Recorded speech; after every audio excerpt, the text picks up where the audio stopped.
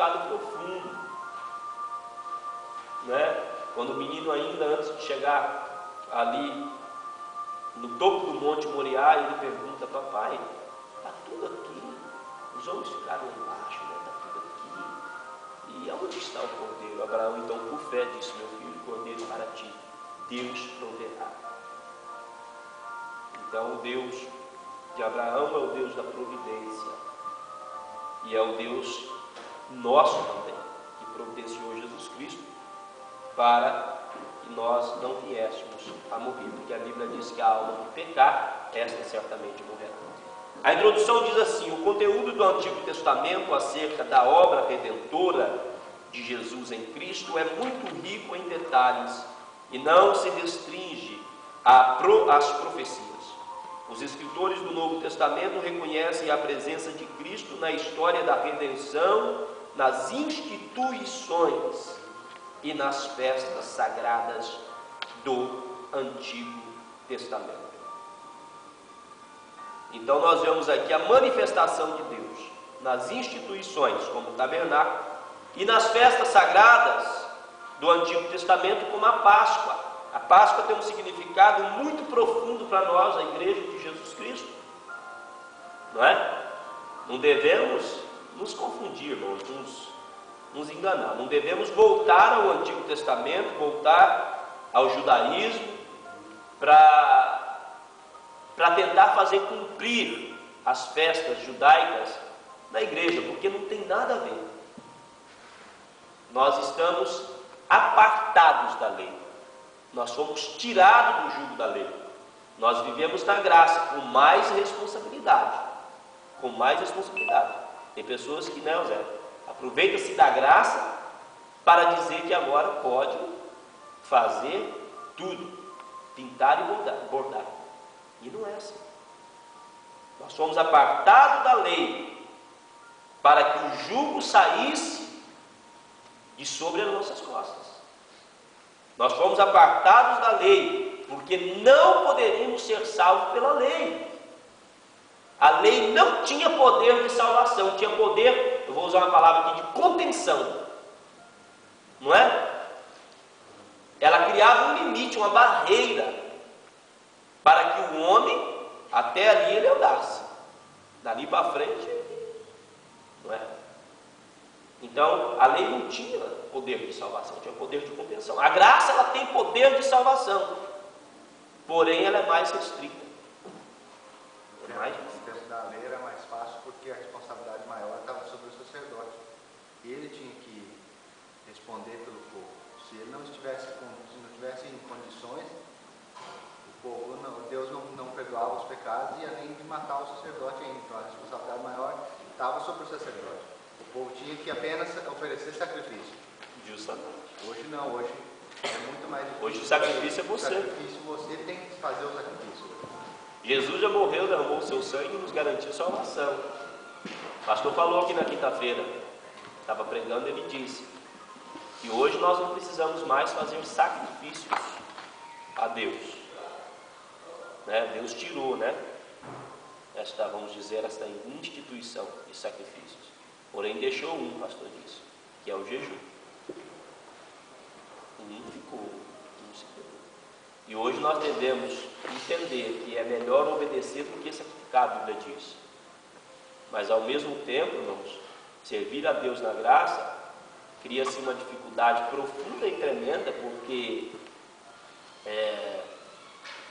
hoje, por exemplo,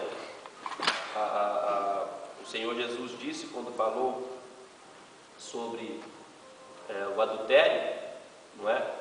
Algo que era muito mais fácil viver este pecado no Antigo Testamento do que no Novo Testamento.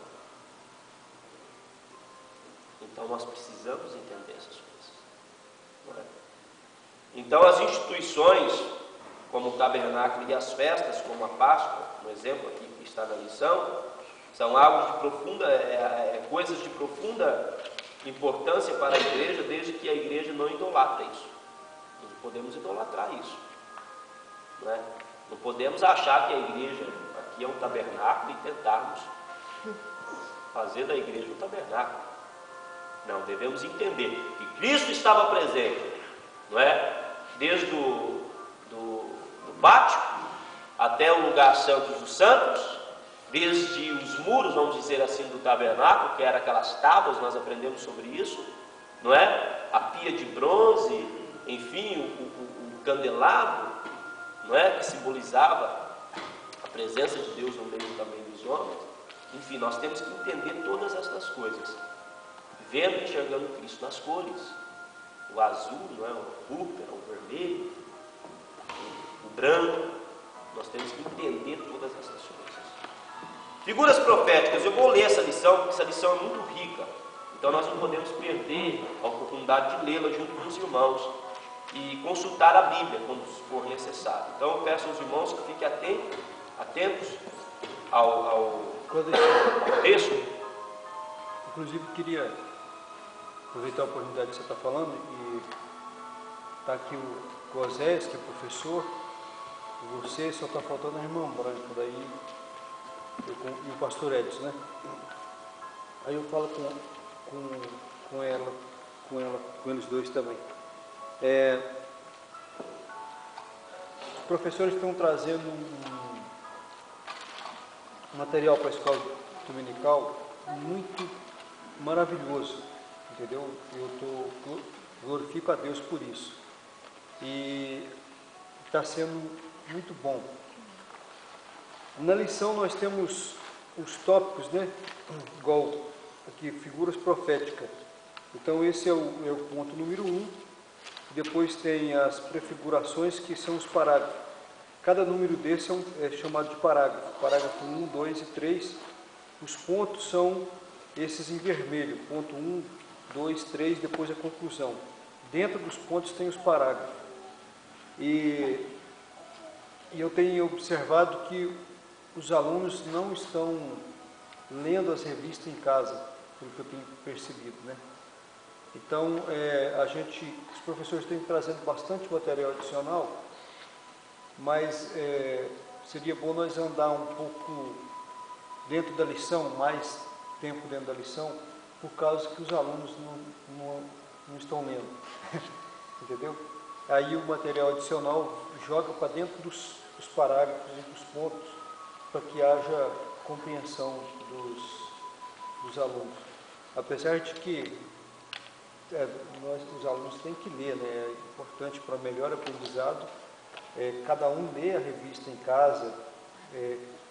Se não tem tempo, pelo menos dá uma passada nos parágrafos, nos pontos e nos parágrafos, dando uma olhada, uma visualizada, que assunto que vai ser tratado, porque quando o professor traz um material adicional, aí o aluno entende. Agora, se o aluno não entender e o professor traz um material adicional que é para enriquecer ainda mais o conhecimento, aí o aluno fica...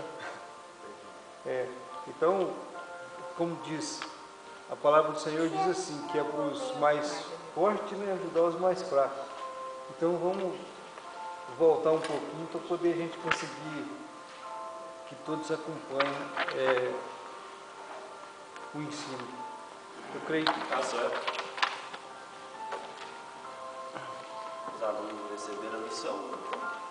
Porque os professores estão por avante, muito avante, né? Porque se os alunos não estão lendo, quer dizer que o professor está muito avante. Seria importante, né? Vamos falar a verdade, seria importante a gente ver a lição em casa. A gente esquece, mas eu vou dar uma dica para os irmãos. Todo celular, ele tem uma agenda nele, não tem? Você pode marcar os seus apontamentos naquela agenda e tal. Quando chegar na hora e no dia, ele apita. E você então lembra do compromisso que você tem.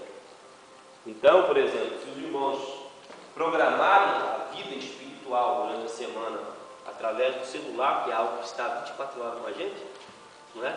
Então, dormir, eu mesmo vou dormir e coloco lá. Quando não atendo, irmãos, de noite eu fico muito sono. Mas eu vejo tocar, eu ouço. Então, o que tem que fazer?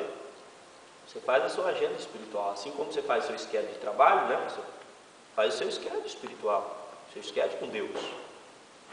E coloca nele lá também a leitura da lição. com